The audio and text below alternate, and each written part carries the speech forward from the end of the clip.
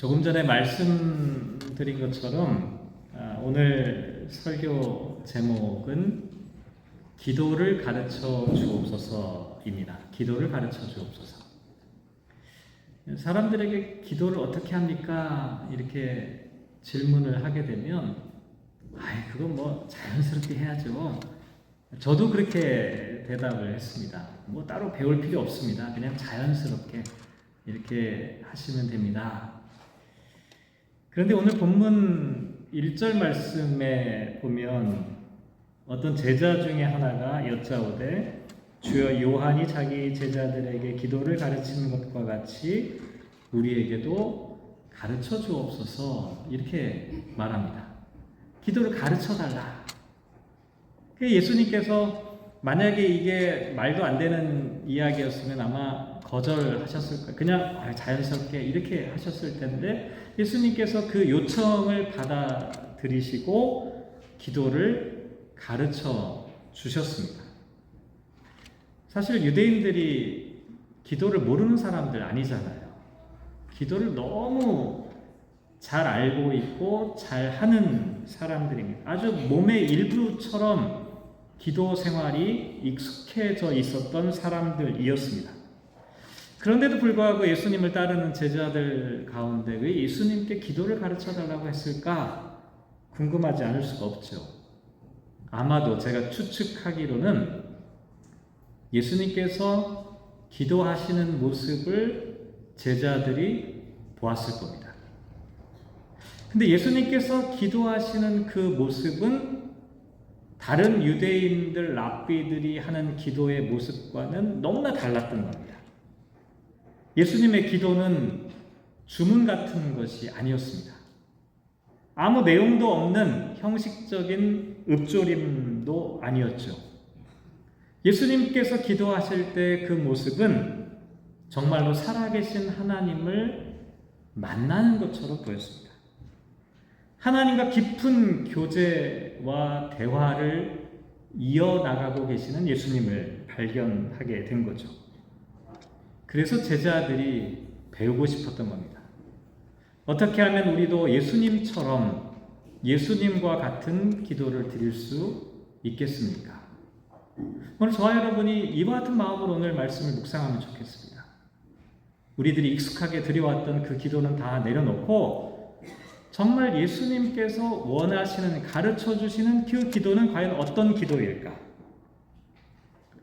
가장 중요한 것이 2절부터 4절까지를 보면 무엇을 놓고 기도할 것인가 기도의 내용이 나옵니다. 흔히 우리가 이걸 주의 기도라고 부르죠. 이 주의 기도라는 말은요, 주님께서 가르쳐 주신 기도를 압축해서 주의 기도라고 말하는 겁니다.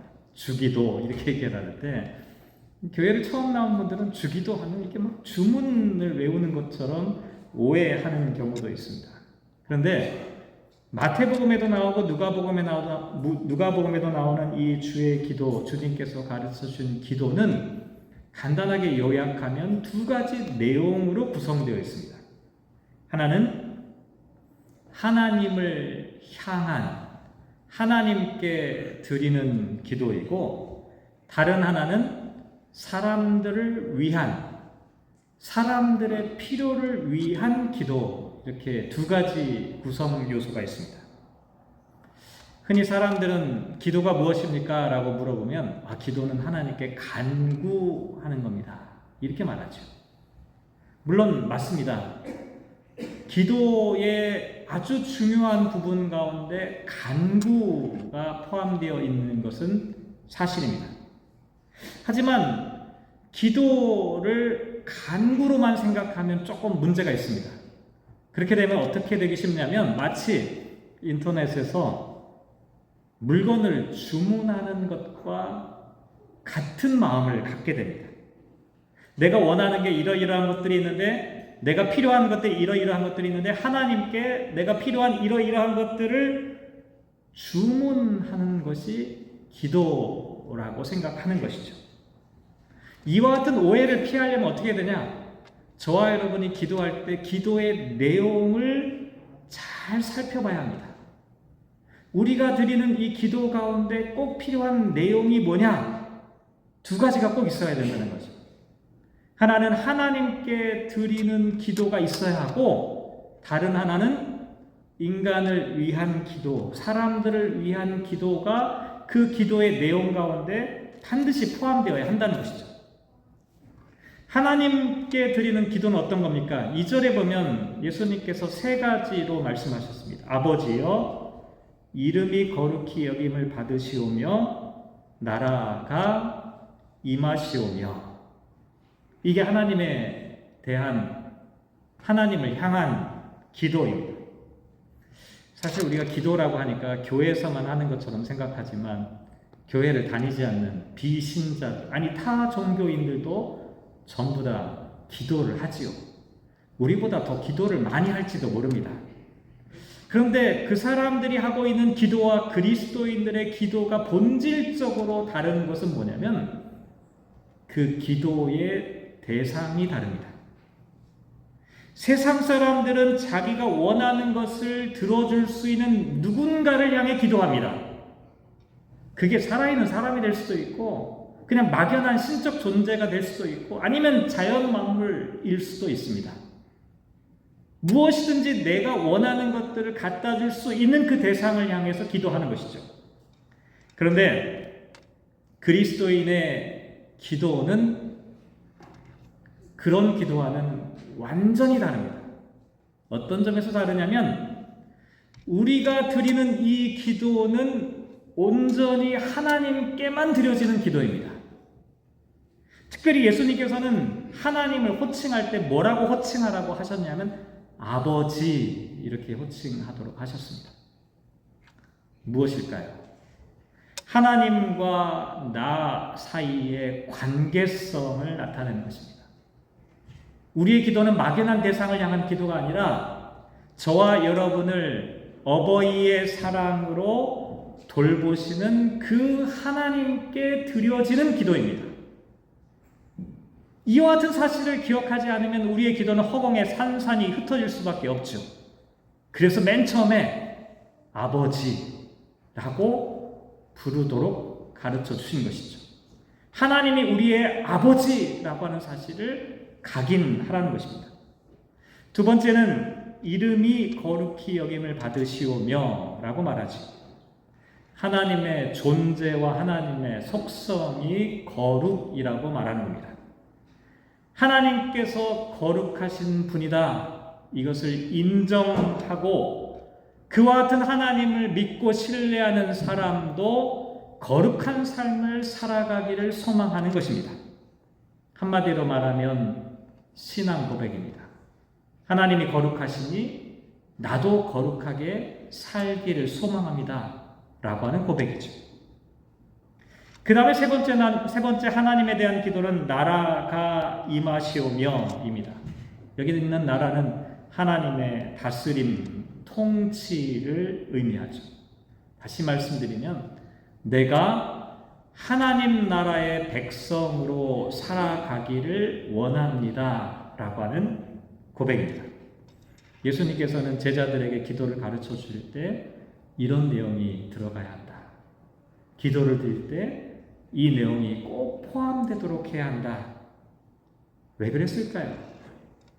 사실 우리가 기도를 시작하는 이유는요, 대단한 것 때문에 시작하는 게 아니에요. 문제가 있어서 시작합니다. 나의 상황 때문에 기도하기 시작하죠. 내가 겪고 있는 어떤 어려움 때문에 기도가 터져 나오기 시작합니다. 그렇기 때문에 자칫 잘못하면 어떻게 되기 쉽냐면 내가 원하는 답을 나에게 줄 수 있는 그 대상을 찾고 싶은 욕망이 내 안에 꿈틀거리게 되는 겁니다. 그래서 기도하기 전에 먼저 마음을 다잡아야 하는 겁니다. 내가 드리는 기도는 다른 어떤 존재를 향한 기도가 아니라 오직 하나님께만 드려지는 기도이고 하나님의 뜻을 알기 위해 드리는 것이고 하나님의 인도하심에 순종하는 것이 기도의 목적이다. 내가 드리는 이 기도는 결코 주문이나 기복적인 수단으로 전락하지 않아야 한다. 그래서 먼저 하나님을 기억하도록 이렇게 가르쳐 주신 것이죠. 이렇게 생각해 보면 기도를 간구라고 표현하는 것보다 저는 사귐이라고 표현하는 것이 훨씬 더 적절하다 이렇게 생각합니다. 기도는 하나님과의 사귐입니다. 이건 제가 만들어낸 용어가 아니라 요한일서 1장 3절 말씀에 보면 사도 요한이 했던 말입니다. 사도 요한은 우리의 사귐이라는 표현을 사용했습니다. 이 사귐이라는 단어가 우리가 잘 알고 있는 이 코이노니아라고 하는 단어입니다. 일반적으로 교제라고 하는 단어로 번역을 하는데요. 사실 이 교제라는 단어가 너무 약합니다.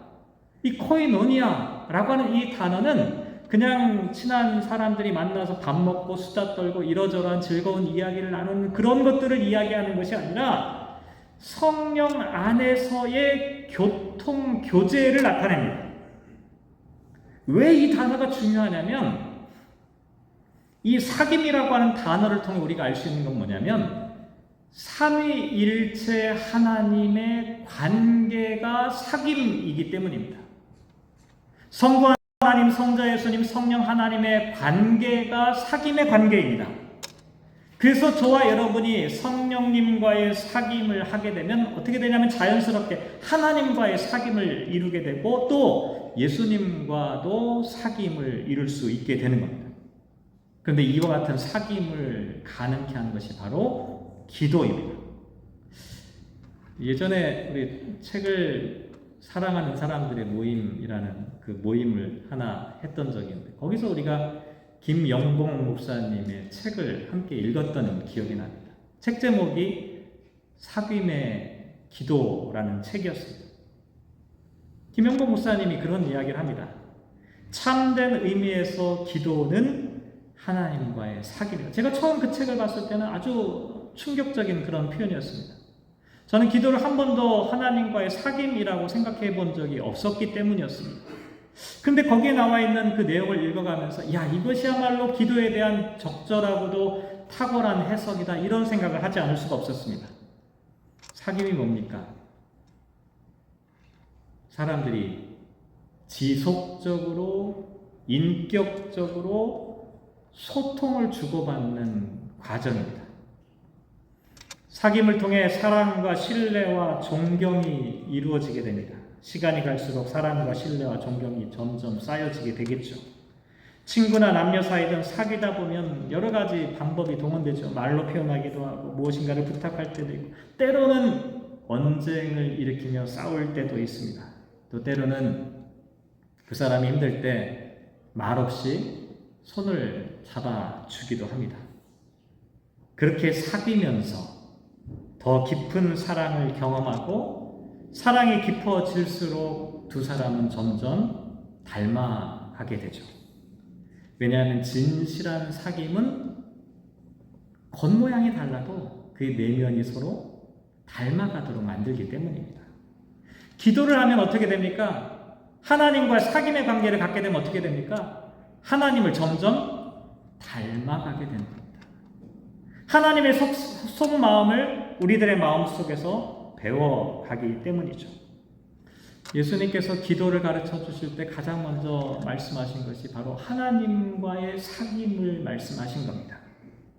하나님과의 사귐이 없으면 하나님을 알 수 없고 하나님을 알지 못하면 하나님을 향해 온전한 기도를 드릴 수가 없기 때문입니다. 그러니까 먼저 하나님을 알아가는 사귐의 관계가 필요하다. 하나님이 당신의 아버지라는 것을 기억해야 한다. 하나님의 뜻이 무엇인지, 하나님의 나라가 무엇인지, 사랑하는 사람의 그 마음을 알아가는 그 사귐의 시간이 바로 기도의 시간이다라고 말씀해주고 있는 것이죠. 또 예수님은 하나님을 향한 기도뿐만 아닙니다. 인간을 위한 기도도 꼭 필요하다. 3절과 4절에 보면 우리에게 날마다 일용할 양식을 주시옵고 우리가 우리에게 죄 지은 모든 사람을 용서하오니 우리 죄도 사하여 주시옵고 우리를 시험에 들게 하지 마시옵소서. 여기에도 세 가지가 등장합니다. 사람들을 위해서 기도할 때 꼭 필요한 게 세 가지라는 겁니다. 일용할 양식, 용서받음, 시험과 유혹을 이겨내는 것. 이 세 가지는 뭘 나타냅니까? 인간의 인간됨을 지키는 것입니다. 예를 들면 이런 겁니다. 양식이 없으면 인간은 인간됨을 지켜낼 수가 없습니다. 양식을 위해서 기도해야 합니다. 근데 이 양식을 위해서 기도하는 것은 나의 양식만을 위해서 기도하는 것이 아니라 우리와 더불어 함께 살아가는 이 세상 사람들 가운데 지금도 일용할 양식을 얻지 못하는 사람이 생기지 않게 해달라고 하는 기도이기도 합니다. 또한 그냥 양식이 아닙니다. 일용할 양식이라고 말씀하신 이유가 있습니다. 양식을 위한 기도가 양식의 무제한적인 축적을 하라는 그런 의미가 아닙니다. 일용할 양식을 구하되 그 한계가 일용할 그 시간의 범위를 벗어나지 말라는 것입니다. 양식이 필요한 것은 분명하지만 우리들의 마음이 양식에 빼앗기지 않도록 절제하도록 가르쳐 주신 것이죠. 죄의 용서는 무엇입니까? 사람들은 죄로 인해 다른 사람에게 상처를 주기도 하고 상처를 받기도 하지요. 그런데 문제는 뭐냐면 한번 상처를 받으면 가만히 있지 않는다는 겁니다. 상처를 받으면 되갚아 주려고 합니다. 그런데 내가 받은 상처보다 더 많이 갚아 주려고 하는 것이 인간의 모습입니다.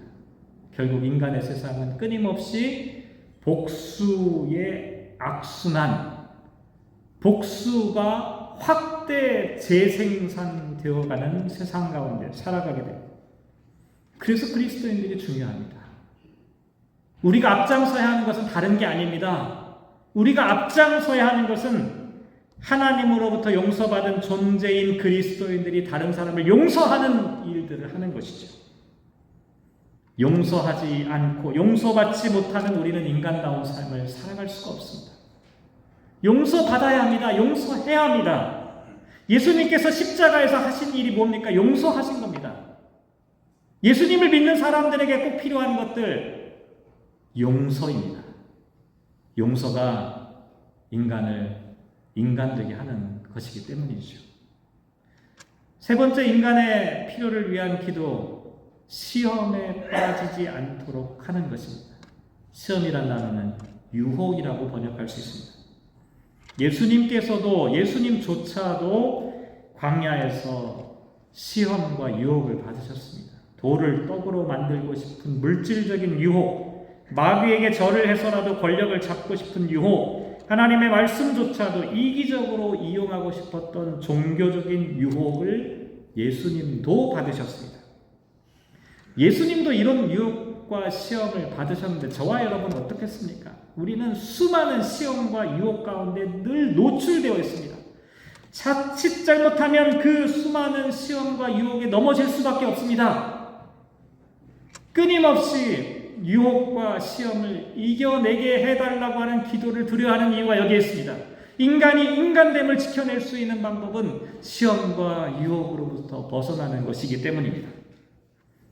결국 예수님께서는 기도를 가르쳐달라는 제자에게 기도할 때 이 내용이 꼭 들어가야 된다.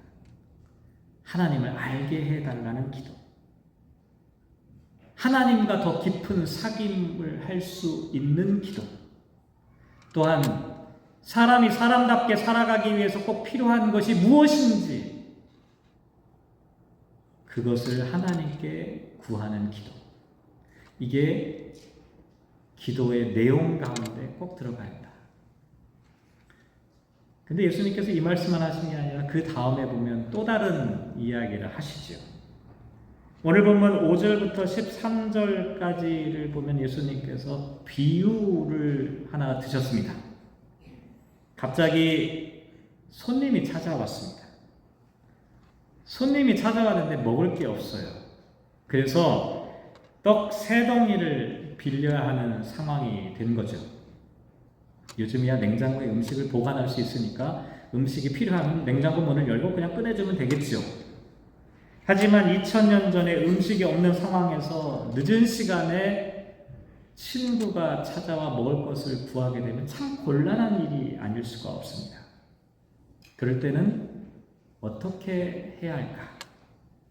예수님께서 이 비유를 말씀하신 다음에 8절에 이렇게 말씀하셨습니다. 비록 벗됨으로 인하여서는 일어나서 주지 아니할지라도 그 간청함을 인하여 일어나 그 요구대로 주리라.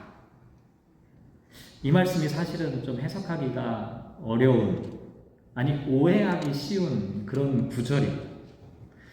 우리 한글 번역만 읽어보면 어떻게 되냐면 친구 때문에는 주지 않을 수도 있지만 그 사람이 간청하기 때문에 줄 수밖에 없지 않겠느냐라는 식으로 이해가 됩니다. 근데 사실은 이런 의미가 아닙니다. 여기에 나와 있는 예수님께서 말씀하신 이 비유의 핵심은 뭐냐면 친구도, 이 비유에 나와 있는 이 친구도 간청이라는 단어를 어떻게 번역할 수 있냐면 체면이라고 하는 단어로 번역할 수 있습니다. 이 친구도 떡을 주고 싶진 않지만 체면 때문에 일어나 도와줄 수밖에 없거든.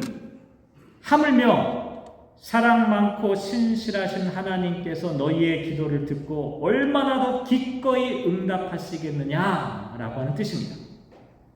이 간청이라는 단어가 정말 말 그대로 부끄러움이 없이 그냥 고집하면서 요구하는 것일 수도 있지만 체면을 차리지 않는다는 그런 뜻도 있기 때문이죠. 예수님께서 이 말씀을 하신 이유는 떡을 빌리러 온 사람의 입장이 아니라 집주인의 관점에서 지금 말씀해 주는 겁니다. 집주인은 염치 없이 무조건 때를 쓰면서 매달리는 무례한 사람의 요구임에도 불구하고 그의 요구를 들어주시는 분이라는 겁니다. 다시 말씀드리면 하나님께 기도할 때 그냥 끈질기게 떼쓰듯이 그냥 이렇게 기도하라는 얘기가 아니라는 말입니다. 하나님이 어떤 분이냐 알아야 한다는 겁니다. 하나님은 무례하게 간청할 수도 있습니다. 기도를 빙자해서 하나님을 괴롭히면서 기도하는 사람들 있어요. 이렇게 기도하는 사람들조차도 외면하지 않는 집주인 하나님이다. 그러니 뭐예요? 하나님이 누군지를 알고 기도하라는 겁니다. 우리가 기도할 때 내 욕망과 요구를 채우기 위해서 하나님을 이용하는 우리들의 얄팍한 그런 기도조차도 우리의 하나님께서는 그와 같은 기도조차도 외면하지 않는 신실하신 하나님임을 믿음으로 깨닫고 기도하라라고 말씀해주고 있는 것이죠. 이건 제 생각이 아닙니다. 예수님께서 바로 다음에 하신 말씀과 연결시켜서 생각해보면 그 의미가 더 분명하게 드러납니다. 11절부터 13절까지 말씀해보면 예수님께서 또 하나의 비유처럼 말씀하셨죠. 생선을 달라 하는 아들에게 뱀을 주는 아버지가 없다. 당연하죠. 알을 달라고 하는 아들에게 전갈을 줄 아버지가 없거늘. 세상에 그런 아버지가 어디 있습니까? 생선을 달라고 하는데 뱀을 주는 아버지가 있겠습니까? 없어요. 심지어 육신의 부모도 그렇게 하지 않는데 13절이 중요합니다. 너희가 악할지라도 좋은 것을 자식에게 줄 알거든 하물며 너희 하늘 아버지께서 구하는 자에게 성령을 주시지 않겠느냐. 하나님 어떤 분이냐? 가장 좋은 것을 주시는 겁니다. 그러면서 성령님을 주신다라고 말씀합니다. 저는 이 부분에서 여러분도 아마 그럴 텐데 좀 실망이죠. 그렇지 않습니까? 내가 원하는 걸 주신다고 하시면 얼마나 좋겠어요. 하나님께서 내가 원하는 것을 주신다. 예수님께서 그렇게 말씀하셨으면 정말 걱정 의심이 없을 텐데 다 좋은데 가장 좋은 것을 주신다고 말씀해 놓고 성령님을 주신다.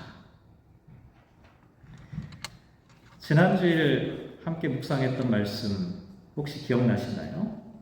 마리아와 마르다의 이야기입니다. 예수님께서 말씀하셨죠. 마리아에게 네가 좋은 편을 택했구나. 마리아가 택한 좋은 편은 어떤 곳입니까? 일 안 하고 노는 자리가 아닙니다. 편안한 자리가 아니에요. 가시방석 같은 자리였습니다. 용기를 내지 않으면 앉을 수 없는 자리였어요. 왜냐하면 남성 스승의 발치에 앉아 있다는 것은 사람들의 수군거림의 대상이 될 수밖에 없기 때문이었죠. 남자들만이 누릴 수 있는 그 특권적인 자리에 여자의 몸으로 그 자리에 앉아 있었던 거예요. 예수님께서 그걸 칭찬하신 거죠. 너 용감하구나. 너 좋은 것을 택했구나. 빼앗기지 마라. 마찬가지입니다. 우리의 기도에 대한 하나님의 응답이 좋은 편을 주신다라고 말씀하셨어요. 좋은 편이라고 하는 게 뭔지 아십니까? 내가 요구하는 것이 아닙니다. 내가 요구하는 게 좋은 편이 아닐 수도 있다는 겁니다. 때로는 내가 원하는 것을 하나님이 주시지 않을 수도 있어요. 대신 성령님을 주십니다. 왜 성령님을 주신다라고 말씀하냐면 내가 원하는 것이 좋은 것이 아닐 수도 있다는 것을 우리는 깨닫지 못해요. 근데 성령 하나님께서 우리로 하여금 하나님께서 주시는 것이 좋은 것임을 깨닫도록 하신다는 겁니다. 여러분 어떠신가요? 여러분 기도하시면 기도하시는 대로 응답이 퍽퍽 되십니까? 여러분 기도하시는 대로 만사형통이 되십니까? 저는 목사지만 솔직히 아니라고 말씀드리고 싶습니다. 기도해도 내가 원하는 대로 응답되지 않을 때가 더 많은 것 같아요. 그런데도 분명한 사실은 뭔지 아십니까? 하나님은 우리에게 좋은 것을 주십니다. 내가 원하는 것을 주시지 않을 수도 있지만 하나님은 그럼에도 불구하고 좋은 것을 주시는 분입니다. 때로는 나에게 그것이 손해가 나는 것처럼 보이고 불편하게 보일 수도 있지만 그것이 나에게 좋은 것이기 때문에 주신다는 겁니다.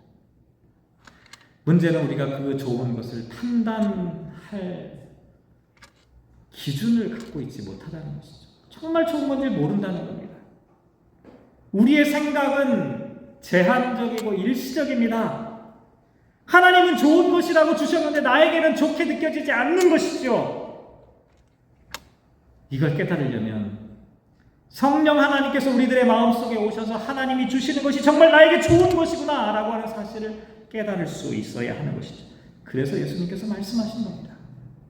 좋은 것을 주시는데 그 좋은 것을 깨닫도록 성령님을 주신다라고 말씀하시는 것이죠. 우리가 성령으로 충만하지 않으면 고난과 어려움을 좋은 것으로 생각할 수가 있겠습니까? 불가능합니다.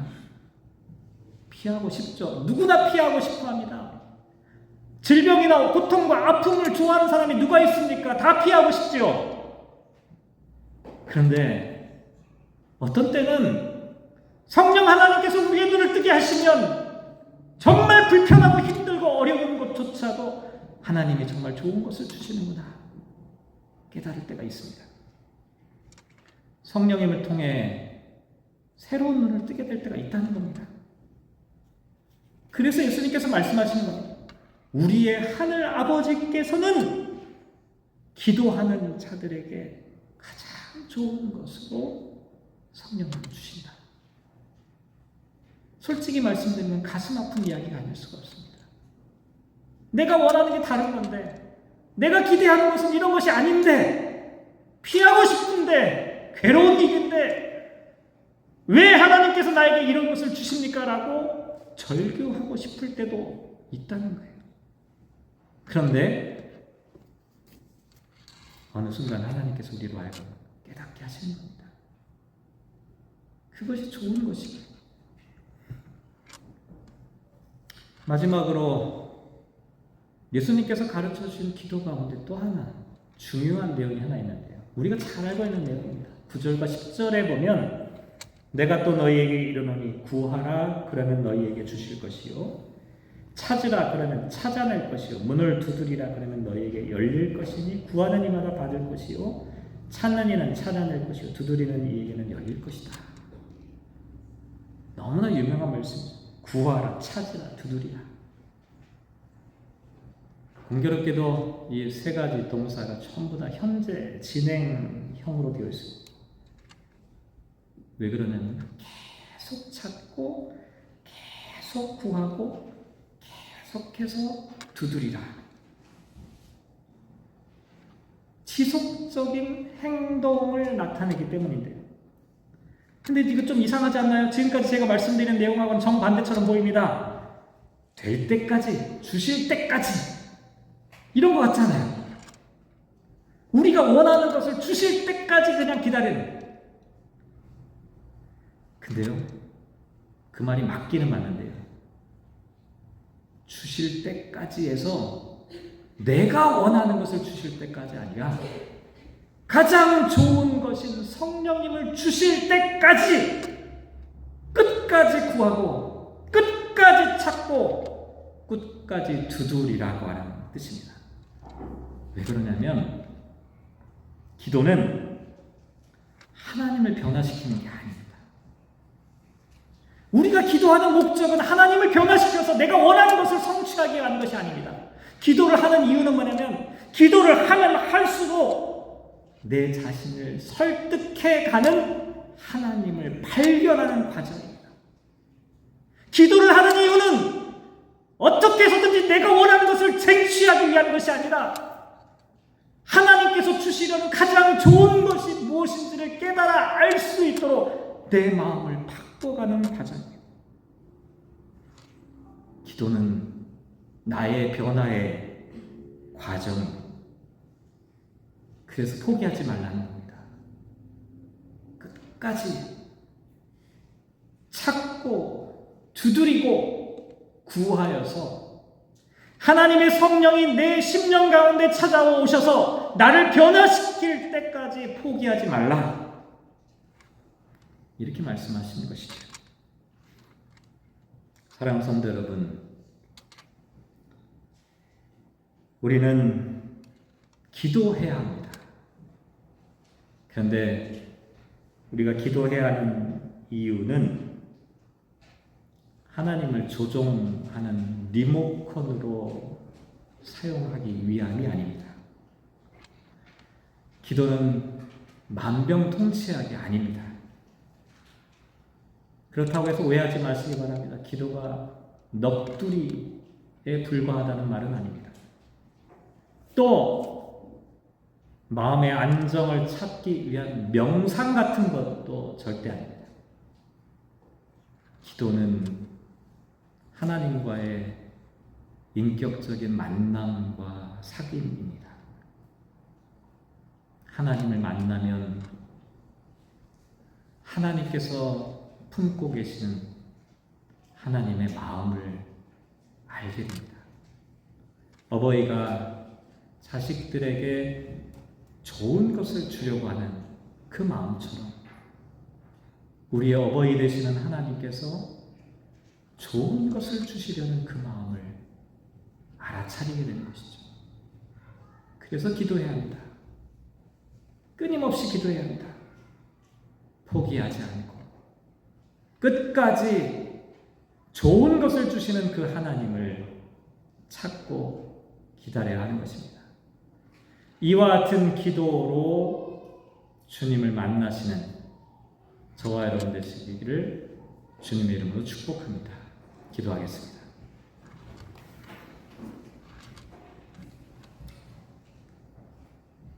하늘 아버지이신 하나님께 기도드립니다.